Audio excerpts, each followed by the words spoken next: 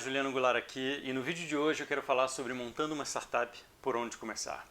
É uma pergunta que eu recebo bastante frequentemente de pessoas nas redes sociais, eventualmente de amigos, né, de familiares. É algo que sempre teve um pouco presente na minha vida, a questão do empreendedorismo, então tem muita gente que me pergunta né, como é que eu faço, Juliano, para começar uma startup, para começar uma empresa no mercado digital. Né, qual o ponto de partida, né, quais são os passos que eu devo dar. E embora a minha primeira reação, aliás, antes de eu começar o tópico de fato, eu fiz um blog post sobre isso, eu fiz um artigo sobre isso que eu coloquei no meu blog, então se você já leu, pode passar esse vídeo, é mais ou menos a mesma coisa, com alguns exemplos a mais e diferentes, mas se você já leu o artigo, realmente você não precisa assistir esse vídeo. E se você está aqui, aproveitando, se você está nesse canal pela primeira vez, assina o canal e curte esse vídeo se você gostar do conteúdo que você vai assistir.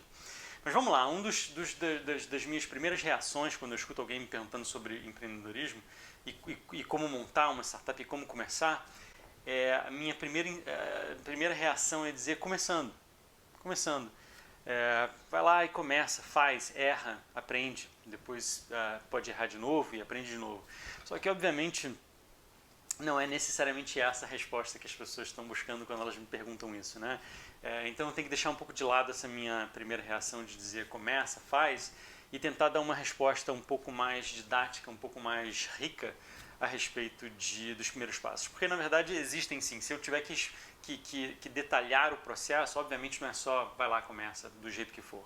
Não, tem algumas coisas que são importantes e que eu vou falar aqui.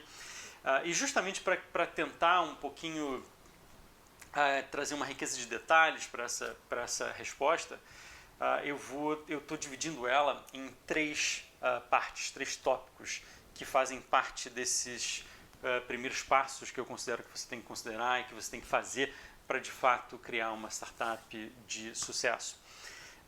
E só para fins de esclarecimento, eu estou aqui pulando completamente perguntas que eu normalmente faria para uma pessoa a respeito de empreendedorismo e a respeito do mundo digital, né? Eu estou ignorando o fato de que de repente você pode não ser uma pessoa que está disposta a empreender e outras perguntas que eu faria. Normalmente eu te perguntaria se você realmente está disposto a passar pelo processo, pelas evoluções, pelos sacrifícios que empreender exige de uma pessoa né, jovem ou mais velha. Se você é uma pessoa que acha que trabalhar no horário comercial vai ser o suficiente, sinto muito. Se você é uma pessoa que não consegue trabalhar fora do horário comercial, digamos assim, né, muito provavelmente o empreendedorismo não é para você. E tudo bem, certo? Não tem nenhum problema com isso. É só que o empreendedorismo, começar uma empresa, escalar essa empresa, ter sucesso com essa empresa, vai te exigir mais do que trabalhar no horário comercial, bem mais. Empreender, escalar uma empresa é uma das coisas mais difíceis, provavelmente que você vai, se você realmente encarar esse caminho, muito provavelmente é a coisa mais difícil que você vai fazer na sua vida. Então,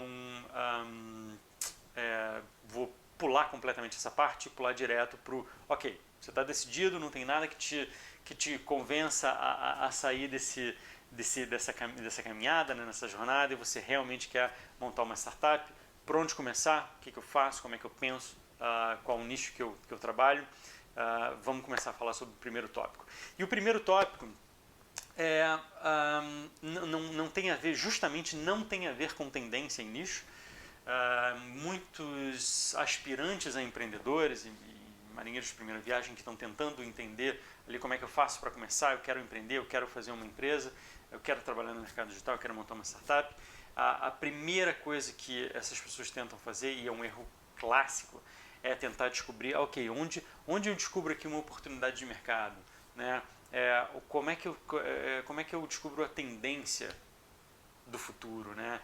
O que realmente vai bombar ali na frente, como é que eu vejo isso?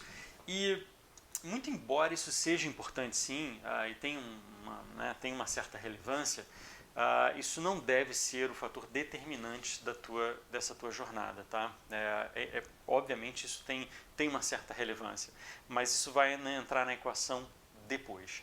A primeira coisa que você precisa entender ou que você precisa considerar como primeiro passo mesmo, é uma coisa que eu digo para todo mundo que me pergunta isso, que é: resolva um problema pelo qual você é apaixonado, ou se apaixone por um problema que você acha que pode resolver. Então, veja que eu quebrei esse primeiro tópico em duas partes. Essas duas partes compõem esse primeiro tópico, eu vou explicar uma depois a outra. A primeira parte, quando eu falo de resolver um problema pelo qual você é apaixonado, ao invés de você tentar achar uma tendência de mercado, uma oportunidade de mercado, onde é que está bombando e tal, é você achar algo pelo qual você realmente é apaixonado. Um problema pelo qual você, que você já tem um determinado conhecimento porque você sofre com ele ou porque pessoas muito próximas a você sofrem com ele. Se você não tiver isso como ignição da tua jornada, você vai estar entrando numa caminhada sem muita motivação. Eu vou explicar, vou falar um pouco mais sobre isso, mas imagina, por exemplo, imagina que você me perguntasse: Juliano, quais são as tendências aqui? De repente eu te falaria o seguinte, vamos lá, vamos dar de repente 4 exemplos aqui. Primeira delas, tendência, câmera sem lente. Isso está acontecendo, tem estudos sobre isso. Câmera sem lente é uma tendência. A construção de DNA é uma tendência. Interface com o cérebro, né, que é o caso da Neuralink do Elon Musk, ou seja, avanço no sentido de interface com o cérebro para que a gente tenha uma memória, retenção de memória maior, e por aí vai, através de hardware e software, né? Isso é uma tendência, a gente pode considerar isso uma tendência. A gente pode falar de... enfim, pensando nesses 4 exemplos aqui, com certeza eu acharia mais se eu pensasse um pouco mais, mas esses são algumas das tendências que eu consigo pegar aqui na hora. O 5G também, a gente pode falar realmente de automação num nível muito grande com o 5G, com baixa latência, né? Mas esses 4 exemplos que eu dei são exemplos próximos de você, né? São problemas que você encontra no dia a dia? Muito provavelmente não. Né? Esses problemas estão um pouco afastados do teu dia a dia. É muito provável que você não saiba nem sequer dizer o que essas tendências buscam realmente resolver. É muito provável que você não tenha uma noção profunda do que elas buscam resolver. Então isso já é um problema grande. Você não tem uma relação com aquele problema na esfera pessoal.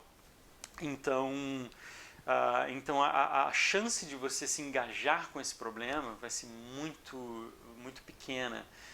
E quando você está empreendendo, né, essa questão de se apaixonar é extremamente importante. Eu vou falar um pouquinho sobre isso. Vamos para o segundo item desse tópico.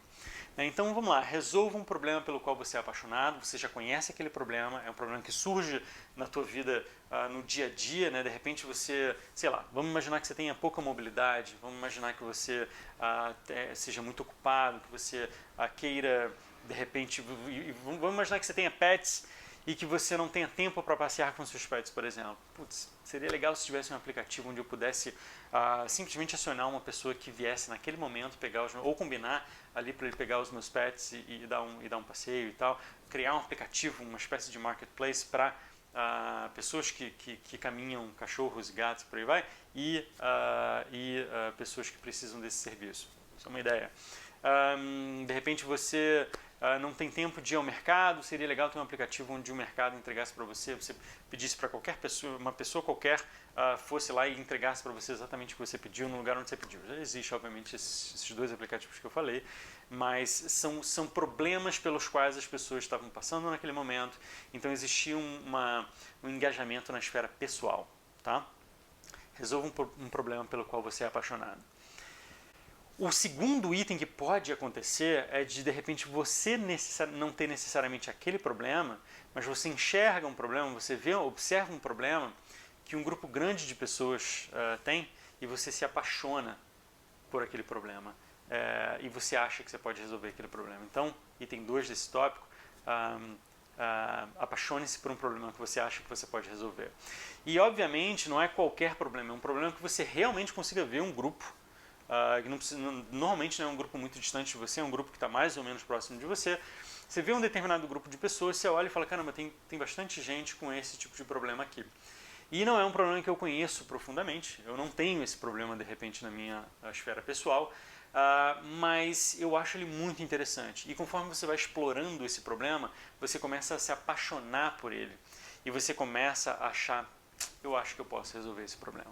Né? Existem algumas empresas que com esse caso, a gente pode mencionar várias, mas enfim, basicamente significa que você começa a estudar um problema que um grupo de pessoas tem que você não necessariamente tem, você se apaixona por aquele problema e você realmente acha que você pode resolver. Isso é um outro caso e pode funcionar super bem. E o fator comum aqui que a gente usou nesses dois casos, né, resolva um problema pelo qual você é apaixonado ou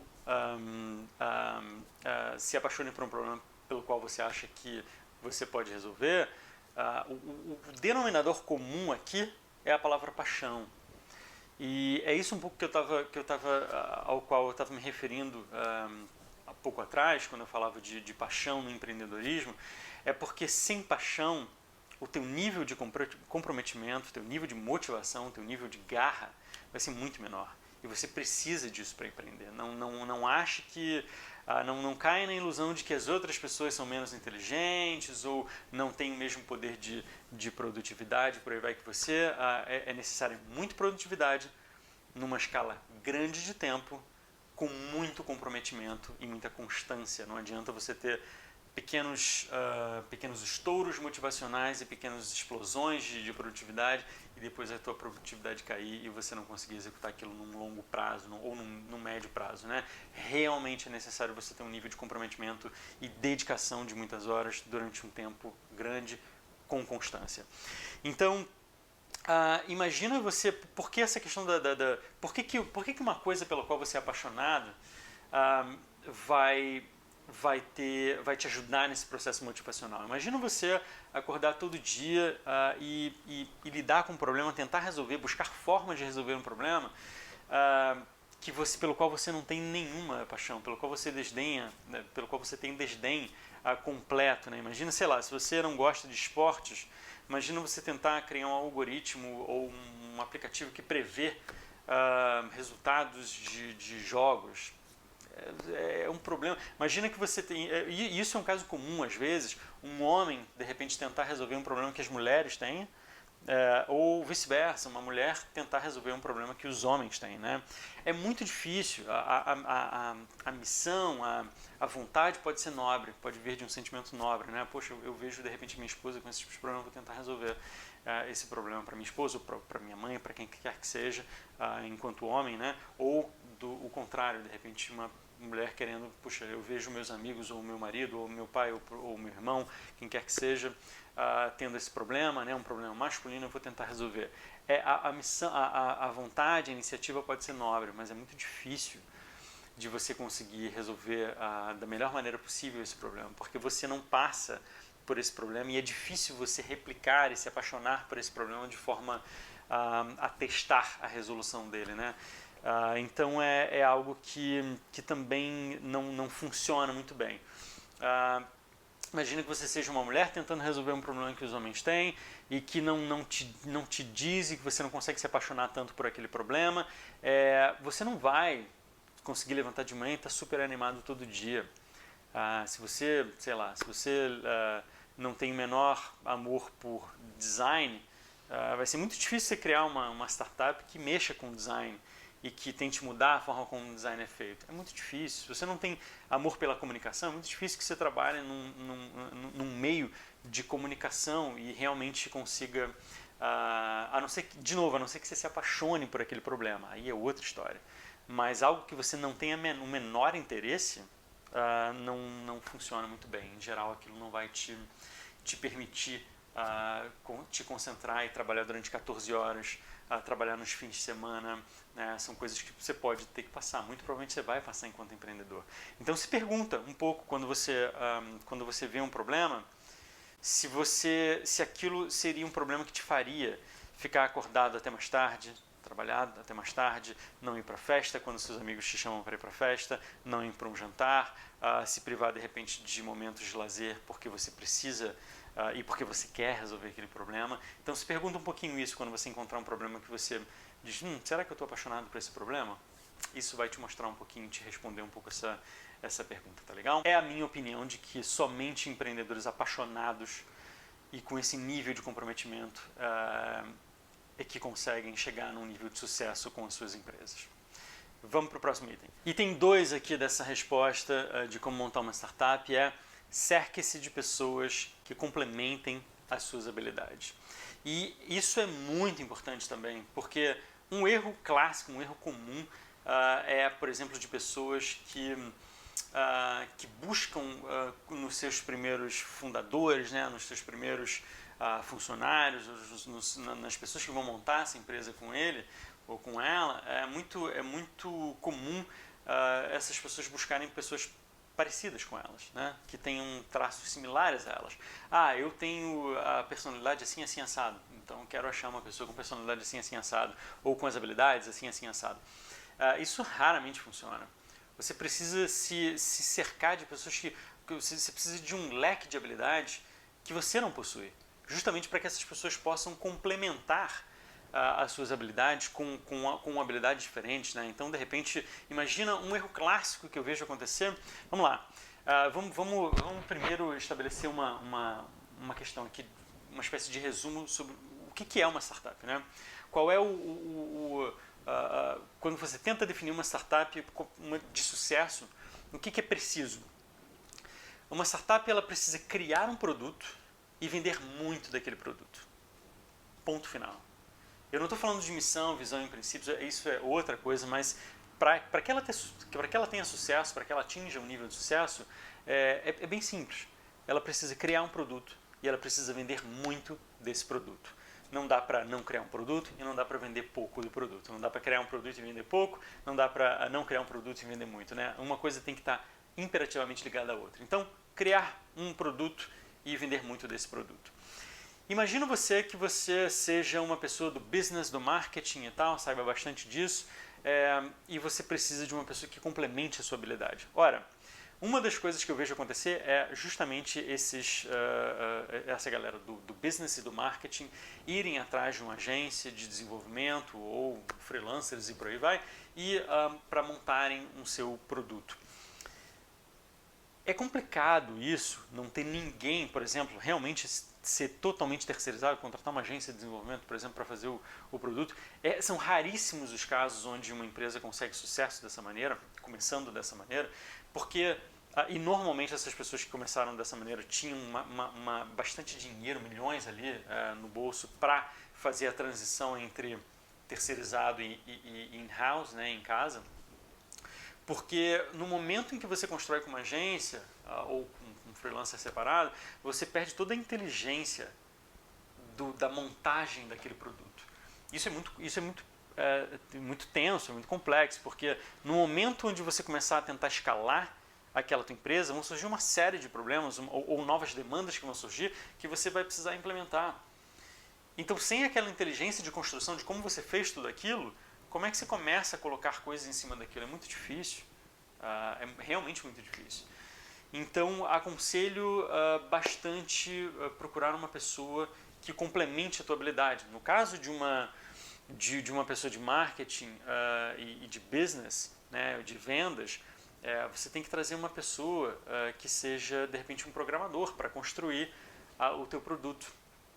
E de preferência, obviamente, nem sempre é possível, mas de preferência um programador bom e de confiança.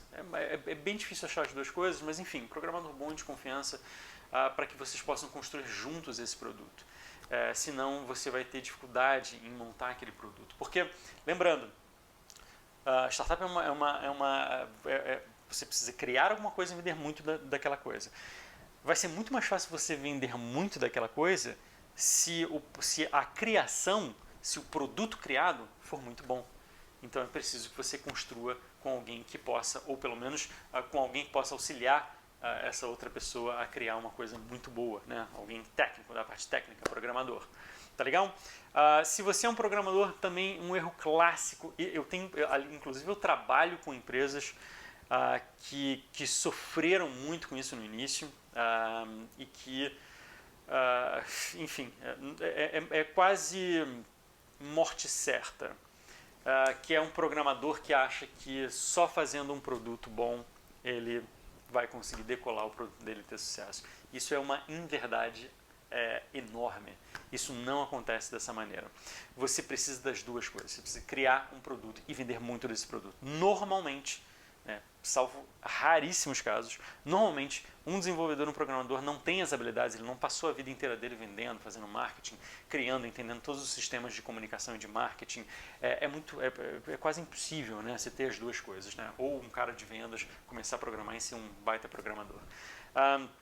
Você precisa então, se você é um programador, trazer uma pessoa que saiba vender muito de qualquer coisa que ela se envolva e que seja boa para vender, né? Então, se você é um programador, traga alguém que complemente a tua habilidade e que vai conseguir fazer com que a tua empresa venda muito daquele produto. Isso é essencial. Eu cansei de trabalhar com empresas que vinham desse processo de repente ter 2, 3 programadores que se juntarem para fazer o produto e com espanto me contam que aquele produto não está vendendo quase nada, que eles estão tendo prejuízo, que não sei o quê, porque eles não têm... porque eles na verdade não conseguem entender muito bem por quê, né? Pô, a gente tem um baita produto, como é que todo mundo não está usando o nosso produto? O mundo é competitivo, tem muita competição, tem bilhões de soluções na internet para milhões de coisas. Então não adianta você ter um produto muito bom. Quantos são os casos de um produto inferior ganhar o mercado em cima de produtos que são superiores, porque sabem se vender melhor, porque tem marketing melhor? Isso acontece. Eu sou extremamente favorável a produto. Eu gosto muito de produto. Eu acredito em produtos de qualidade ganhando o mercado, mas somente se alinhado a um ótimo marketing. E é uma ótima solução que vai permitir o marketing realmente trazer aquelas vendas em escala, né? Fazendo o que a gente fala de escalar sua startup e atingir de repente 1 milhão de faturamento no primeiro ano. Somente um produto bom consegue fazer isso. Mas você não adianta também você ter um produto bom e não ter um marketing. Porque aí você também vai chegar num ponto onde você, dali a 1 ano, continua não vendendo nada, porque ninguém sabe da tua solução. E quando sabem, não sabem da melhor maneira possível, tá? Então, esse ponto é muito importante. Cerque-se de pessoas que complementem suas habilidades. E o terceiro ponto aqui é também muito importante, também um erro clássico que eu vejo pessoas cometendo, que é progresso é melhor que perfeição. De uma maneira bem resumida seria isso: progresso é melhor que perfeição. É claro que a gente tem que tentar ser perfeito no nosso processo de criação de um produto, é claro, mas a gente tem que pensar na perfeição como meio ou longo prazo, médio ou longo prazo, né? Não dá para você tentar ser perfeito do primeiro dia, né? O Google não era perfeito do primeiro dia. O Uber, como falo, não era perfeito no primeiro dia, né? Continua não sendo. Nenhuma dessas empresas, na verdade, é perfeita ainda, né? Mas quando a gente fala dessas empresas que tiveram muito sucesso, que tem bilhões de faturamento, nenhuma dessas empresas começou com a perfeição. Você não consegue começar com a perfeição. Você tem que ter um equilíbrio entre perfeição e velocidade. E o mundo digital, o mundo de startups, ele é muito regido pelos esses dois elementos. Então você precisa de qualidade, mas ao mesmo tempo você precisa de velocidade. E progresso é melhor que perfeição. É melhor você soltar uma coisa que ainda pode ter problemas, não tá longe de ser perfeito, mas ela já consegue resolver o problema relativamente daquele grupo de pessoas, né? Do que você tentar realmente fazer algo extremamente complexo, que tenha todas as soluções ali, todas as ferramentas, todas as funcionalidades. Não. Você precisa de velocidade, né? E normalmente tem 2 tipos de empreendedores. Normalmente eu vejo empreendedores tendendo para um lado ou para o outro. Você tem aquele empreendedor que é perfeccionista demais, que demora demais porque ele quer atingir um estado maior de perfeição e nunca está bom, e nunca está correto, e nunca está o suficiente, precisa de mais isso, precisa de mais aquilo. E esse empreendedor perfeccionista, ele acaba perdendo tempo demais e perde tempo de mercado. E acaba não conseguindo lançar. Quando ele de repente já lançou, quando ele lança, ele já não consegue competir porque já teve gente criando aquilo e fazendo aquelas ferramentas que ele pensava em fazer. Isso é um dos exemplos. O outro, que é o outro extremo, é o empreendedor que que tenta ser muito veloz e ele compromete muito da qualidade do produto em função da velocidade. É aquele cara que faz tudo no rascunho, solta o rascunho e vai fazendo e tal, e aí ele acaba não conseguindo também resolver o problema daquele público, porque está muito rascunho, está rascunho demais. E esse cara, na verdade, normalmente quando a gente pensa nos dois casos, é um empreendedor, esse rascunho, esse de velocidade aí, que normalmente parece, né, se a gente compara os dois, o perfeccionista e esse cara, é esse cara que parece ganhar no início. É esse cara que parece ter mais sucesso nisso, porque ele realmente, mesmo que ele não consiga resolver plenamente, de repente ele consegue alguns clientes, e os clientes de repente não vão ficar com ele, mas ele consegue um mínimo ali de disposição e de alcance, e você tem a impressão de repente que ele está ganhando essa disputa, né? Mas ele logo em seguida começa a sentir o resultado do trabalho dele de rascunho, da velocidade no momento ali sem ter nenhuma qualidade, e cai e não consegue manter o ritmo de crescimento, não consegue mais crescer. Então o melhor empreendedor é um híbrido dos dois, é o que consegue entender quando acelerar e quando ser rascunho, quando ser bem largado, né, bem solto no processo de qualidade, e quando ele realmente precisa prestar atenção naquele momento, naquela funcionalidade ou naquele elemento, porque aquilo precisa ter muita qualidade. A gente pode pensar em várias empresas com esse tipo de pensamento. Vou pensar no exemplo agora. Vamos imaginar um exemplo imaginário, que para não citar nenhuma empresa específica, mas vamos imaginar uma plataforma de e-commerce. Ou seja, uma plataforma que permite com que você crie seu e-commerce, né, sua loja virtual ali dentro. Se a gente pensasse nesse exemplo, o empreendedor mais assertivo seria aquele empreendedor que olharia e veria, ok, qual é a funcionalidade principal, onde eu não posso ser rápido, onde eu não posso fazer um rascunho aqui, né? Por exemplo, no processo de aparição dos produtos e compra de um produto. Isso não pode dar errado. Você não pode não conseguir visualizar um produto e poder comprar um produto de uma loja virtual. Isso é o básico, é o core, né? É o centro, é o cerne da questão. Então isso não pode ser mais ou menos bem feito, isso tem que ser muito bem feito. Sempre eu tenho que conseguir ver aquele produto e comprar aquele produto através do meio de pagamento qualquer, etc, etc. Agora, de repente você tem uma ferramenta lá de indicação de produtos, né, que vai indicar produtos parecidos com aquele para que a pessoa de repente possa comprar junto e por aí vai. É claro que seria ideal que isso fosse perfeito, mas isso pode não ser perfeito no primeiro momento. Não tem problema se isso de repente apresentar algum bug ou de repente não funcionar exatamente como você quer, tudo bem, porque senão é o cerne da questão. Eu continuo conseguindo vender mesmo sem ter isso. Então isso é um ótimo exemplo de como você precisa achar, como o bom empreendedor ele consegue achar onde precisa ser perfeito e onde você consegue ser rápido. Onde você precisa demorar um pouco mais para entregar algo de muita qualidade e onde você consegue correr e entregar uma coisa mais ou menos, porque aquilo não é o centro da questão. Tá legal? Se você gostou desse vídeo, espero que ele tenha ajudado você. Se você está pensando em montar uma startup, né, pensando em montar uma empresa um negócio digital, no mercado digital, espero que ele tenha esclarecido um pouquinho, pelo menos a minha visão de como você deve pensar nessas primeiras etapas. Espero que ele tenha clarificado um pouquinho, esclarecido um pouquinho como funciona esse processo para você. E se você curtiu o vídeo, então, dá um like no vídeo, isso ajuda o canal a ganhar mais notoriedade.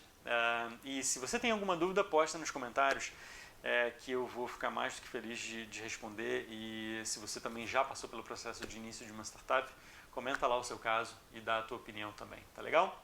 Um grande abraço e até a próxima.